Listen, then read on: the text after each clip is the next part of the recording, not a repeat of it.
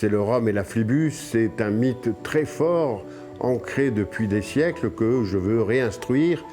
La Goélette, une fois de plus, pour son 5e voyage transatlantique, s'apprêtait à expédier 1590 litres de rhum, traduisait 62 tonnelés dans le sillage d'Ulysse. On rejoint un mythe de l'Antiquité très fort, de l'Iliade et de l'Odyssée. Et l'Odyssée, c'est Ulysse, que tout le monde connaît. On allait à la rencontre de cette mythologie et de cette construction imaginaire. C'était une image très forte à la rencontre de laquelle on allait et d'un mythe sur lequel on appuyait notre voyage. Il s'agissait de réactiver ce mythe et cette légende qui était intimement liée à la mer et au bateau.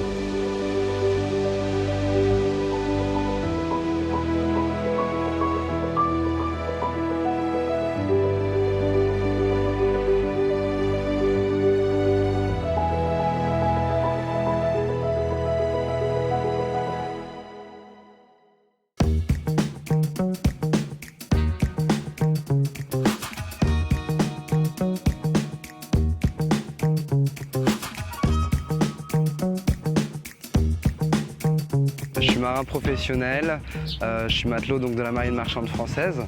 Et puis on s'est intéressé donc, au projet du transport du rhum à la voile à travers l'océan Atlantique. C'est des techniques d'arrimage qui sont quand même assez intéressantes. C'est un mode de transport qui est écologique. Il y a beaucoup de recherche et de développement dessus. C'est pour nous, c'est un métier qui va se développer et qu'on aura peut-être plus l'occasion de voir dans les prochaines années.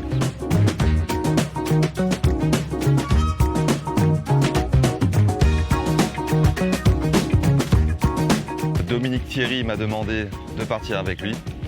Avec les circonstances actuelles aussi, sociales, économiques et tout, comme c'est un peu aussi dans l'air du temps, on est dans l'écologie, je me suis dit c'est le moment ou jamais de faire la transatlantique.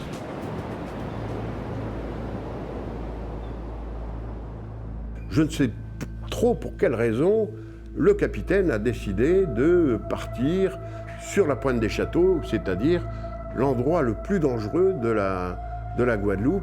Personne ne comprend, ni le capitaine lui-même, ce qui est vraiment arrivé, quoi. C'était une surprise d'abord pour moi, pour l'équipage qui a subi violemment un choc terrible, puisque le bateau est entré à 8 nœuds de plein front dans le rocher, dans une falaise à la pointe des châteaux, et je suis allé personnellement plonger sur le site. C'est un miracle qu'il n'y ait pas eu de naufragés. Et Dieu merci, tout le monde est sain et sauf. C'est le principal. Là, voilà la grosse pointe, là, comme ça.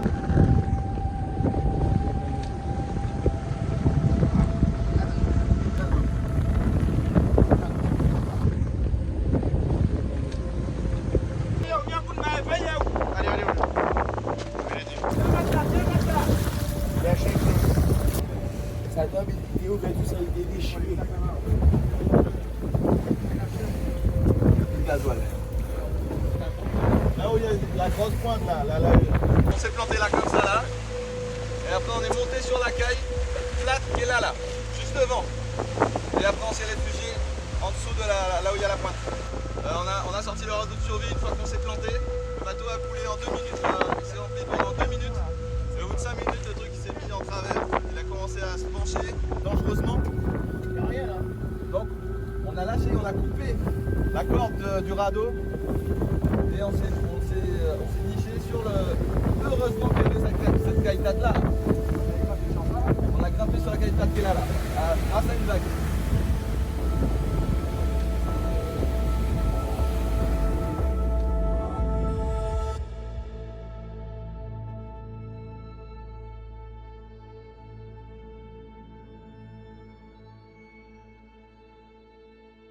J'entretiens un petit peu dans l'esprit de cette légende, j'entretiens qu'une explication pourrait être Zeus en personne a convoqué ces dieux et leur a dit c'est intolérable que ce bateau étranger vienne chasser ou braconner sur les repères de Bacchus, hein, qui est notre chasse gardée, et on va lui donner une leçon dès le départ. Fort heureusement, l'équipage a été sain et sauf, et là, il y a encore une autre légende qu'on peut associer à celle de l'Olympe, c'est Mayama, la déesse des Caraïbes, et qui a sauvegardé l'équipage. Il y a quand même un aspect positif, c'est que ce naufrage a été relayé par les médias et que l'aspect positif, à mon insu, fait entrer le rhum biel dans la légende de la mer. Il faut nécessairement être dans un esprit de résilience, mais en fait ma feuille de route est déjà tracée avec d'autres aléas, d'autres rencontres, très probablement une nouvelle aventure différente de celle que j'avais prévue, mais toujours dans la même optique. Il y a un temps pour l'indignation, un temps pour le deuil, et puis un temps pour l'action raisonnée et le temps d'une nouvelle aventure inconditionnelle et du grand large et du rhum.